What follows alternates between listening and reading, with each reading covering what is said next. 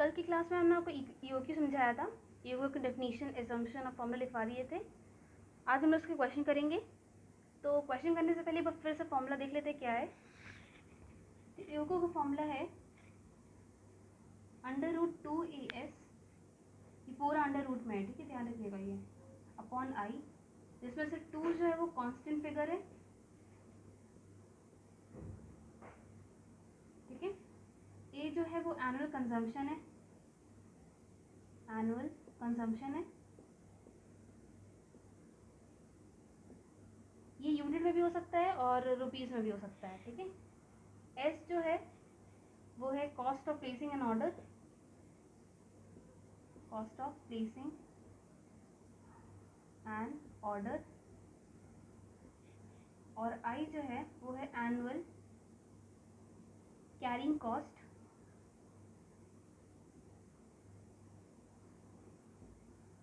Of storing 1 unit, ठीक है। तो ये हो गया हमारा ईओक्यू का फॉर्मूला। तो फॉर्मूला क्या है, 2as अपॉन आई। 2 है कांस्टेंट फिगर, ए है एनुअल कंजम्पशन, एस है cost of placing an order, I है annual carrying cost of storing 1 unit, ठीक है।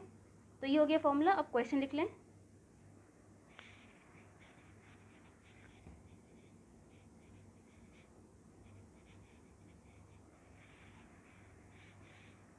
तो क्वेश्चन है find out the EOQ.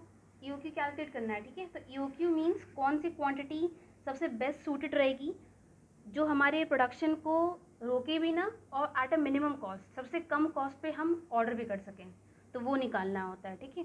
Question में ईओक्यू भी पूछा जाता है कि number of order placed means number of, हम एक साल में कितने उसी सेम क्वांटिटी के कितने ऑर्डर प्लेस करें, ठीक है। तो जो डेटा दिया हुआ क्वेश्चन का है, तो क्वेश्चन लिख लें। क्वेश्चन लिखा हुआ है एनुअल कंजम्पशन है, एनुअल कंजम्पशन है 10,000 यूनिट्स का, ठीक है, 10,000 यूनिट्स। फिर लिखा है cost of placing an order,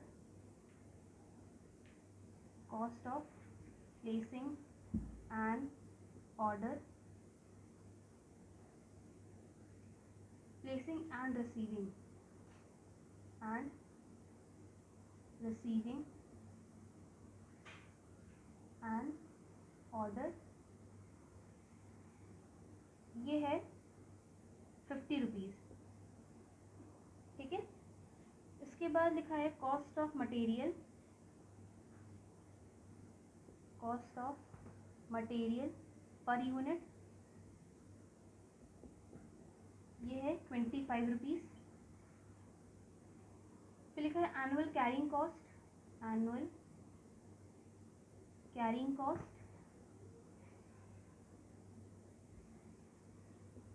of 1 unit. इसमें कॉमा लगा के लिखा है कि 10% of inventory value, inventory value. तो एनुअल कैरिंग कॉस्ट दी नहीं है, हमें निकालनी होगी। कैसे निकालनी होगी, 10% ऑफ इन्वेंट्री वैल्यू। अभी क्या इन्वेंट्री वैल्यू क्या है बताते हैं अभी। तो पहले फॉर्मूला लिख ले रहे, EOQ equals √2as upon I, ठीक है। यहाँ से सोल्यूशन स्टार्ट हो गया है। तो पहले तो ये सब पता है क्या है, एस पता है, आई पता है, ठीक है। तो अब निकालने के लिए पहले क्या करेंगे, देखो पहले इन्वेंट्री कॉस्ट निकालनी है हमें। इन्वेंट्री कैरिंग कॉस्ट कितनी है, कैसे निकालेंगे देखते हैं। तो 25 हमारी है cost of placing an order. पहले हमने निकाल रहे हैं आई, निकाल रहे हैं क्योंकि आई हमें गिवन नहीं है, ठीक है। तो 25 है हमारी cost of material per unit, cost of material में दिया हुआ है, जिसमें तो यही हमारी है इन्वेंट्री वैल्यू। अब इसका हमें 10% निकालना है। 10% हो जाएगा 2.5 रुपीज़, ठीक है। तो अब इन्वेंट्री वैल्यू हो गई हमारी 2.5। अब हमें सारी वैल्यू गिवन है। अब हम क्वेश्चन करते हैं। तो वैल्यू पुट करने से पहले ईओक्यू इक्वल्स √2 इंटू ए क्या है ए है annual consumption. Annual consumption question में देखते हैं तो लिखा हुआ है 10,000 यूनिट्स का, तो 10,000 इंटू एस। अब एस है cost of placing an order, cost of placing order है 50 रुपीज़ अपॉन आई 2.5, ठीक है। मल्टीप्लाई कर देंगे इसको तो ये आ जाएगा हमारा, ये आ जाएगा हमारा 10 lakhs अपॉन 2.5। इसके बाद डिवाइड कर देंगे तो ये आ जाएगा हमारा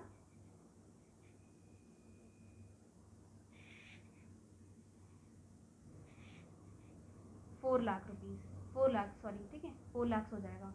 अभी ध्यान रखिएगा कि अंडर रूट में है तो ठीक है, इसकी कैलकुलेशन कैलकुलेटर से निकाल लीजिए। तो इसकी वैल्यू आ रही है 632, पॉइंट में आ रहा है तो यहाँ पे लिख लें 632 यूनिट्स, ब्रैकेट में लिख लें अप्रॉक्स, ठीक है अप्रॉक्स फिगर है मतलब इसी के आसपास हमें मंगाना होगा, ठीक है। तो ये हो गया, अब हमारा EOQ ये निकल आया है। अब हमें निकालना है cost of placing an order. तो cost of placing an order का फॉर्मूला मैंने बताया नहीं था, तो उसका फॉर्मूला भी नोट कर ले, पहले इसको नोट कर ले फिर इसको कराते हैं।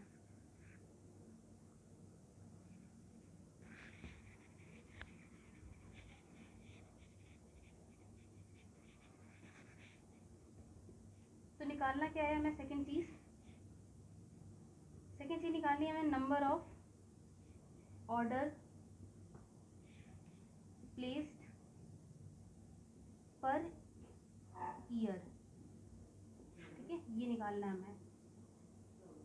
मतलब एक साल में कितने 632 के कितने 632 यूनिट्स के कितने ऑर्डर प्लेस करने होंगे हमें, ठीक है। तो इसका फॉर्मूला होता है total annual consumption, total annual consumption upon EOQ। तो अब इससे पता चल गया होगा कि आपको total number of order place per year निकालने से पहले आपको EOQ कैलकुलेट करना होगा। तो टोटल एनुअल कंजम्पशन कितना दिया हुआ है 10,000 यूनिट्स का, क्वेश्चन ऑलरेडी गिवन था, ठीक है, अपॉन 632 EOQ था हमारा, इसको निकालेंगे तो ये आ रहा है हमारा 16 ऑर्डर्स, 16 ऑर्डर्स, ये भी पॉइंट में है तो यहाँ पे लिख लिया अप्रॉक्स, ठीक है। तो ये क्या था हमारा एनुअल कंजम्पशन, हमें टोटल कंजम्पशन ऑलरेडी हमें गिवन था, EOQ हमने कैलकुलेट करा था तो 632 आ रहा था, तो हम लोग ने क्या किया डिवाइड कर दिया तो आ गया हमारा 16 ऑर्डर्स, ठीक है। तो ये था हमारा फर्स्ट क्वेश्चन। अब सेकेंड क्वेश्चन करते हैं। सर यूनिट चेंज होगी, ठीक है तो हम वही रब कर रहे हैं बस।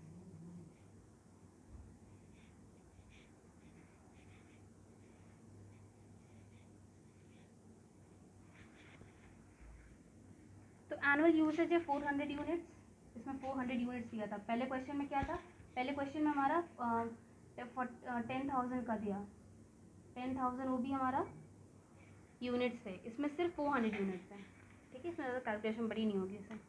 और cost of placing and receiving order कितनी दी हुई है, कॉस्ट ऑफ प्लेसिंग दी है 60 रुपीज़ पर यूनिट, ठीक है। फिर लिखा है purchase price,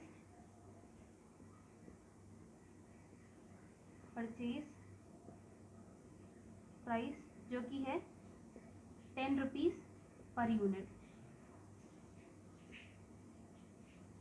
annual inventory carrying cost इसमें ऑलरेडी गिवन है, ठीक है, इसको निकालने की जरूरत नहीं पड़ेगी इसमें। एनुअल इन्वेंट्री कैरिंग कॉस्ट ये दी हुई है हमें 3 रुपीज़ पर यूनिट।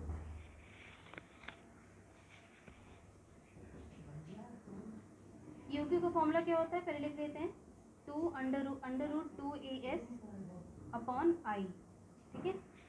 तो 2 ए कितना है 400 इंटू एस कितना गिवन है, एस हमारा है 60 रुपीज़, ठीक है, cost of placing and receiving order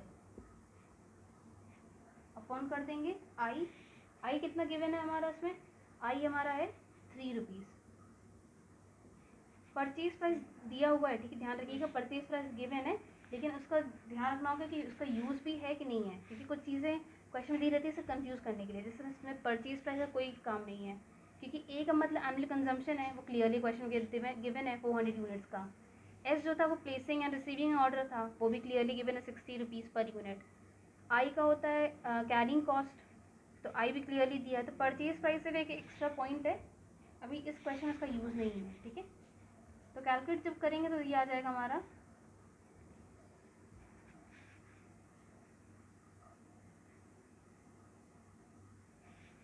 total आ जाएगा 16,000 ये डिवाइड करने के बाद, ठीक है। तो डिवाइड करने के बाद 16,000 आ जाएगा। इसका हम लोग निकाल लेंगे, या उसको हम लोग अंडर रूट में है, तो इसको हम लोग आंसर निकालते कितना आ रहा है देखते हैं। इसका आंसर आ रहा है 126.49। इसको मैंने पॉइंट में भी लिख दिया है कि दिखाने के लिए, वैसे आप 126 भी लिख सकते हैं, ठीक है। तो ये भी अप्रॉक्स में यहाँ पे लिख सकते हैं अगर लिखना हो, क्योंकि अगर अप्रॉक्स तब लिखिएगा जब अगर पॉइंट वाला वैल्यू ना लिखिएगा, तो यहाँ पर हटा दीजिए, ठीक है। तो ये हो गया हमारा यू क्यू, तो ये हमारा हो गया यू क्यू आंसर। अब इस क्वेश्चन में भी हमें number of order placed per year निकालना है। तो number of order placed per year का फॉर्मूला क्या था, total annual consumption upon you Q. तो यू क्यू हमारा ये है, एनुअल कंजम्पशन था 400 यूनिट्स का, ठीक है। तो निकालते हैं इसको।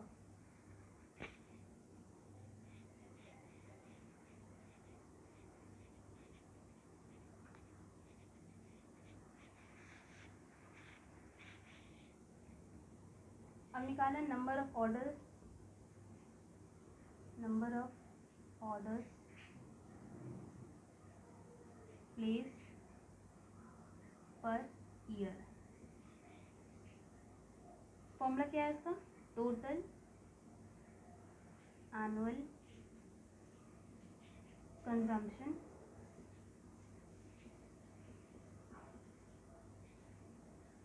Upon EOQ, economic order quantity. 400 दिया है हमारा एनुअल कंजम्पशन, EOQ हमारा है 126.49। पहले क्वेश्चन मैंने बिना पॉइंट के कराया था, इस क्वेश्चन में पॉइंट के साथ करवा दे रहे हैं, ठीक है। तो इसका आंसर आ जाएगा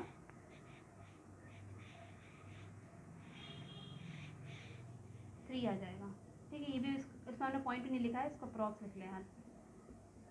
तो मतलब हमें 400 यूनिट के तीन बार ऑर्डर करना होगा पूरे साल भर में। और जो प्रीवियस क्वेश्चन था उसमें कितनी बार ऑर्डर करना था, 16 बार ऑर्डर, कितने यूनिट्स के, 632 के। तो डिफरेंस होता है। अगर एनुअल कंजम्पशन देखिए उसमें क्या था, प्रीवियस क्वेश्चन में कि 10,000 यूज़ हो रहे थे यूनिट्स, तो वहाँ पे क्या था, जो क्वांटिटी यूक्यू था उसकी क्वांटिटी भी ज़्यादा थी, 632 यूनिट्स की थी, इसलिए हमें ज़्यादा बार हमें ऑर्डर प्लेस करना पड़ रहा था। उसमें 16 बार हमने ऑर्डर प्लेस किया। अब जो ये इंडस्ट्री है, इसमें जो ये कंपनी है, इसमें क्या है, जो एनुअल कंजम्पशन है, जो साल भर का यूज़ इस कंपनी में है, इस इंडस्ट्री में, वो सिर्फ 400 यूनिट्स का है।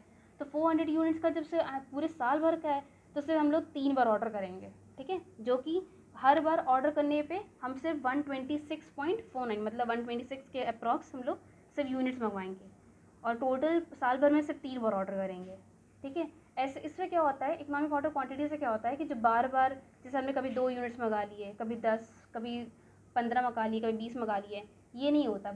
एक साथ मंगाने से क्या होता है कि जो हम बार बार कैरी कॉस्ट देते हैं वो हमारी कम हो जाती है, वो एक साथ कैलकुलेट हो जाती है, 3 ही बार में कैलकुलेट होती है।